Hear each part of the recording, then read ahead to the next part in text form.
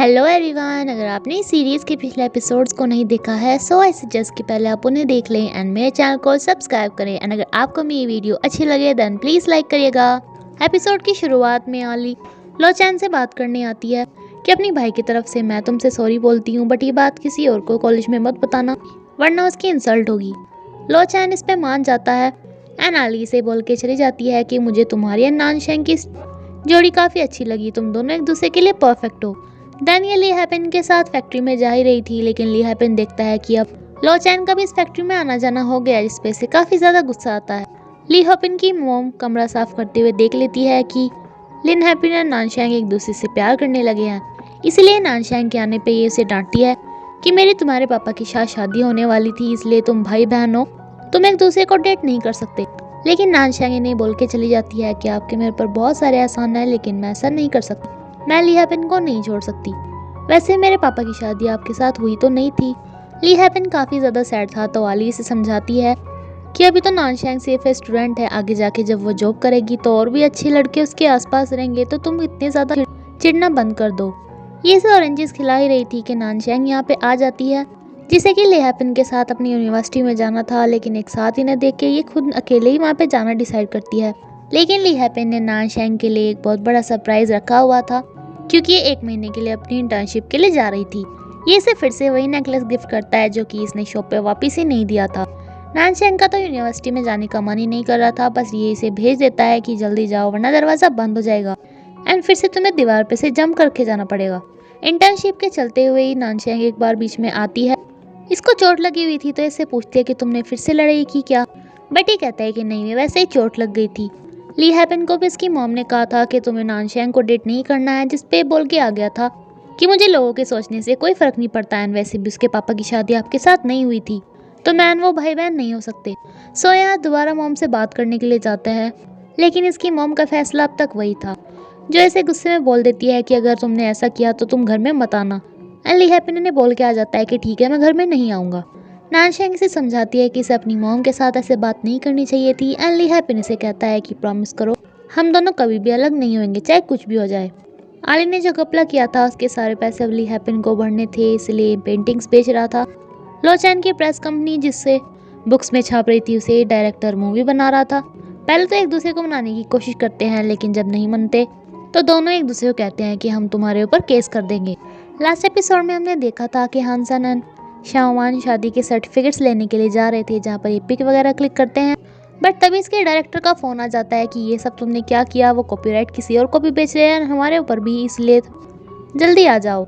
शाओमान इसे यहीं पे वेट करने के लिए बोल के चली जाती है, जहाँ पे डायरेक्टर से सारी बात बताता है कि कोई और कंपनी भी है जिसे तुमने अपने नोवेल को कॉपीराइट में दिया होगा, सारी प्रॉब्लम अब बैन ही सॉल्व कर सकता था। तो शाओमान उसे ढूंढने के लिए चली जाती है। ये हानसन को इस बारे में बता ही रही थी कि तभी इसे बैन दिख जाता है, लेकिन यहीं पे इसका एक्सीडेंट हो जाता है। एक्सीडेंट होने ही वाला था, लेकिन इससे कुछ पहले मेमोरीज याद आती हैं एंड ये बेहोश हो जाती है।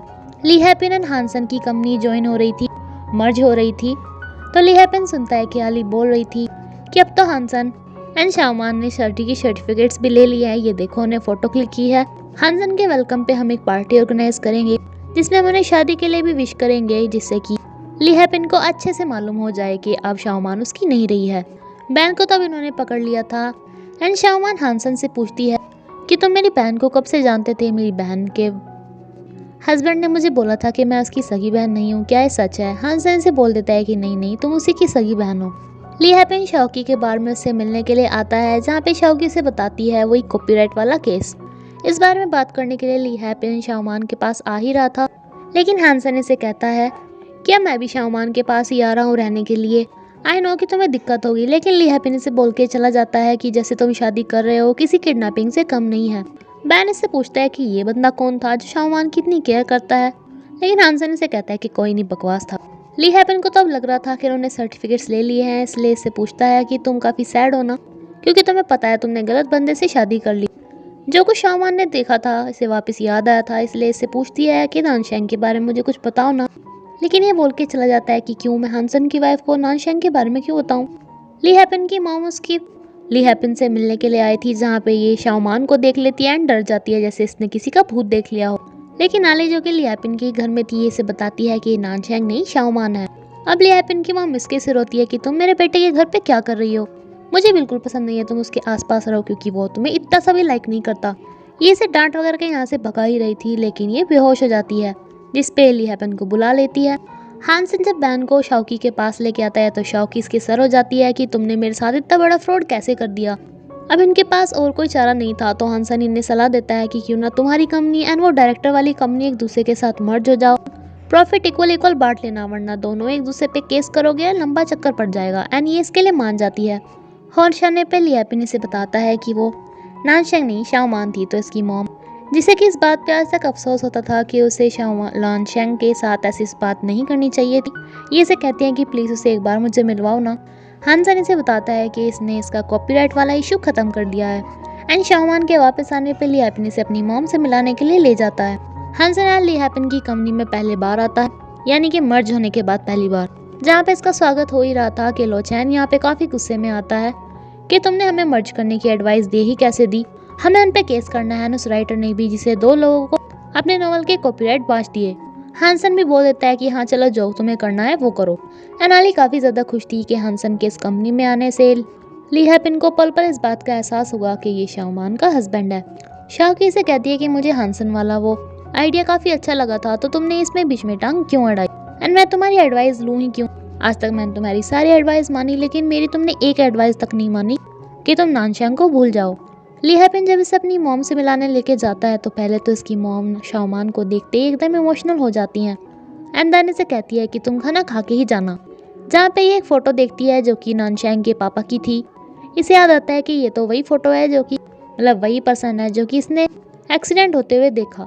एंड ली हैपिन इसे बताता है कि ये नानशेंग के पापा हैं जिनकी एक्सीडेंट में ही मौत हो गई थी। शाओमान इतनी ज़्यादा कन्फ्यूज़ हो जाती है कि वो नाश्ता किए बिना ही यहाँ से चली जाती है।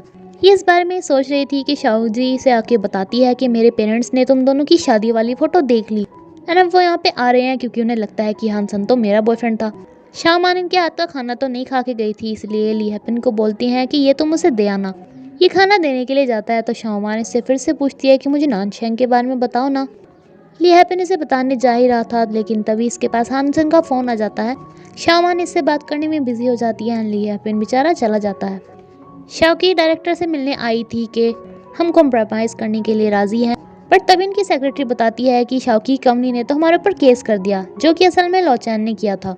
एंड बात बनते बनते बिगड़ जाती है। ऐसी तैयारियां देख के ली हैपिन को बड़ा गुस्सा आता है। ये इससे पूछता है कि इतना सब कुछ क्यों कर रही है, तो ये बताती है कि उनकी नई नई शादी हुई है, हमें उनका वेलकम करना चाहिए एंड ये बॉस की मर्जी है। इसकी पेंटिंग्स खरीदने के लिए इनका बॉस मान गया था, लेकिन एक शर्त पे कि उसे वो शाओमान वाली पेंटिंग भी इसे देनी होगी, लेकिन ली हैपिन इसे मना कर देता है। शाओकी इस पे आके बड़ा गुस्सा होती है कि तुम्हें सब करने की क्या ज़रूरत थी, बात बिल्कुल बन ही गई थी, लेकिन तुम्हें तो हमेशा जीतना पसंद है। इन दोनों का कंपनी में सभी स्वागत कर रहे थे, लेकिन ली हैपिन बेचारा दूर से खड़ा शाओमान को देख रहा था। सभी इन्हें एक साथ वाइन पीने को कहते हैं, लेकिन तभी यहाँ पे शाओकी के पेरेंट्स आके हानसन पे चिल्लाने लगते हैं कि तुमने हमारी बेटी को धोखा दिया एंड तुम इससे शादी कर रहे हो।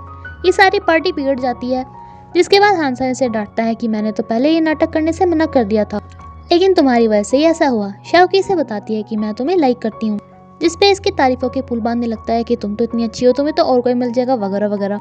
लेकिन शाओकी कहती है कि तुम्हें मुझे कंफर्ट करने की झूठ में ज़रूरत नहीं है, मैंने बस तुम्हें बताया है, मैं ये नहीं चाहती कि तुम भी मुझे लाइक करो। ये सब बोल के चली जाती है। Wow. What? ली हैपिन शाओमान को लेके आता है कि तुम नानशेंग के बारे में जानना चाहती थी ना, तो ये इसकी लिखी हुई डायरी है, तुम इसे पढ़ लो। ये इसे पढ़ने के लिए अपने घर ले जाती है एंड देखती है, ऐसा लग रहा होता है जैसे ये डायरी इसने पहले भी पढ़ी है एंड राइटिंग बिल्कुल इसके जैसी ही थी। शैनजैंग अपनी सज़ा काट के वापस घर पे आता है, लेकिन अब सब कुछ चेंज हो गया था। ये ली हैपिन के साथ अपनी फ्रेंडशिप को याद करता है, जहाँ पे इसने अपने दोस्त के लिए लो चैन की उस पेंटिंग पे इंक गिरा दी थी एंड ये प्रोफेसर ने देख लिया था, लेकिन इसे बिल्कुल भी डर नहीं था। ये बोल देता है कि ये सबको बताना चाहता है कि ये कपल है जबकि ये नहीं है, इसलिए मैंने अच्छा किया एंड मैं सॉरी भी नहीं बोलूँगा, चाहे मुझे स्कूल से भी निकाल दिया जाए। इस सब पे तो कुछ नहीं था, लेकिन खुद नानशेंग भी आके जब बोलती है कि लो चैन ने बिना मेरी परमिशन की मेरी पेंटिंग बनाई कैसे, तो इस पे लो चैन का दिल टूट जाता है। आली के पास ये लड़का फिर से पैसे मांगने के लिए आ गया था, तभी इसका भाई यहाँ पे आता है, जिसे बताती है कि ये तो बस पड़ोसी है एंड इसे भेज देती है। इसका भाई इसे बताता है कि वो स्कूल छोड़ के आ गया क्योंकि लो चैन पक्का इसे स्कूल में से निकलवा ही देगा, वो भी ली हैपिन की वजह से। इसके बाद पे आली जाके ली हैपिन की सर होती है कि तुमने मेरे भाई को ये क्यों बोला था कि वो वहाँ पे जाके नानशेंग का ख्याल रखे। अब देखो तुम्हारी फ्रेंडशिप के चक्कर में उसे स्कूल से निकाला जा रहा है। शेंगमैन ली हैपिन की मॉम की हेल्प कर रहा था, लेकिन बातों बातों में ये बताती है कि मैं कई बार पुलिस स्टेशन जा चुकी हूँ उस आदमी का पता लगाने के लिए जिसने नानशेंग के पापा को एक्सीडेंट में उड़ा दिया था। ली हैपिन नानशेंग की यूनिवर्सिटी में आता है एंड इससे कहता है कि तुम्हारी लड़ाई मुझसे है, तुम प्लीज़ मेरे फ्रेंड को स्कूल से मत निकलवाओ। लौट जाने से कहता है कि मैं ऐसा कर सकता हूँ बस एक शर्त पे कि तुम मुझसे खुद को पिटवाओ। पहले तो ये नहीं मानता पर बाद में मान जाता है एंड ये इसे सिर्फ एक पंच मार के खुश हो जाता है। नानशेंग के कहने पे इसका दिल टूट गया था, इसलिए ये पेंटिंग पे गिव अप कर देता है। इसके प्रोफेसर इसे काफ़ी मनाते हैं कि तुम इतने ज़्यादा टैलेंटेड हो, बट ये नहीं मानता एंड कहता है कि जब मैं वो चीज़ पेंट नहीं कर सकता जिसकी मुझे परमिशन नहीं है, जिसका मुझे मन करता है, तो मैं कुछ और भी नहीं बनाना चाहता। अपना घर जो इसने बेच दिया था, अब उसका मालिक तो कोई और बन गया था, लेकिन उसे कोई भी नहीं ले रहा था, इसलिए इसे रेंट पे ले लेती है। एंड ली हैपिन को बताती है कि हम इसमें अपनी आर्ट वर्क्स रखा करेंगे, ये हमारा ऑफिस हुआ करेगा। एंड प्रेजेंट टाइम में यही इनकी कंपनी भी है जिसका नाम इन्होंने खुद के दोनों के ऊपर रख रखा है। ये पेंटिंग पे गिव अप ना करे, अपने करियर को ऐसे ना छोड़े, इसलिए नानशेंग इसे आके समझाती है कि तुम्हें ऐसा नहीं करना चाहिए, तुम आगे से मेरी परमिशन के साथ मेरी पेंटिंग बना सकते हो। एंड इसी के साथ ये एपिसोड यहीं पे खत्म होता है फ्रेंड्स। Thank you.